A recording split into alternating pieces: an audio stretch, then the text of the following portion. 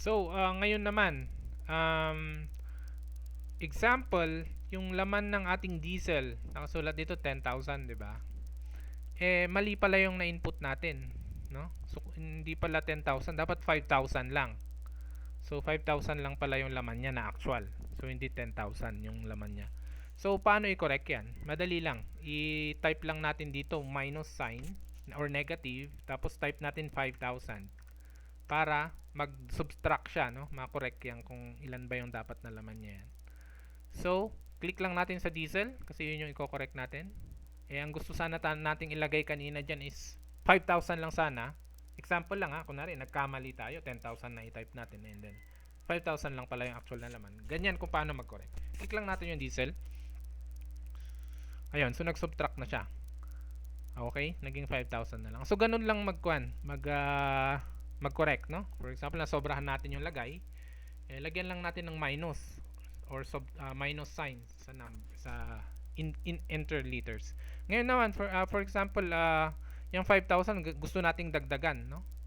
So dagdagan natin 5,000 yung laman niya and then nagpa-karga tayo ng underground tank natin. Nagpa-karga tayo ng additional na 3,000 liters.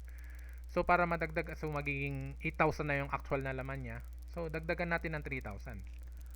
Type lang natin diyan, 3,000. Okay, so sa diesel, okay, 8,000 na siya. So ganun lang, para bawasan yung laman niya. For example, nagkamali tayo ng input, babawasan natin, nasobrahan. Lagyan nyo lang ng minus, negative, no? Minus. Tapos yung number, magsusubtract dyan. Pero kapag yung, for example, nauubos na yung laman niya kasi ginagamit nga natin tong system, nauubos na yung actual na laman niya, is nagpa-refill tayo ng ating tank, underground tank.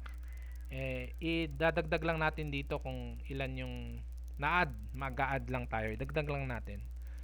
Okay, so ganun lang mag-add, no? Ito, dagdagan natin tong unleaded 10,000, dinagdagan natin yung tank natin ng 2,000 liters pa. So type nyo lang dyan yung 2,000, click nyo unleaded. So naging na-update na siya, 12,000 na yung laman. Okay, okay na. So yan na, ganyan lang mag-setup. So close na natin yan. So balik tayo sa system management. Dito naman tayo sa manage price. So yung pricing naman natin. So ngayon, merong nakalagay dito ng mga pricing. So 54, yan. So for example, merong ganyang nakalagay or kahit anong nakalagay yan. So gusto natin palitan. So nagbago yung presyo, no? So ang diesel, ang presyo ng diesel ngayon siguro 56.8. Sa unleaded naman, siguro sabihin na natin 64.7. Sa premium naman, sabihin natin 67.3. So yan yung mga pricing natin sa bawat fuel natin, sa bawat product.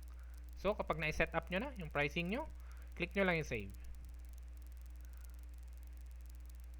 Okay, updated successfully. Okay, click nyo lang yan. Okay na yan. So i-double check nyo lang kung tama yung pricing nyo, bago nyo i-edit nyo lang dyan. Click nyo lang, palitan nyo hanggang sa pag okay na siya, save nyo, tapos close nyo lang. Okay.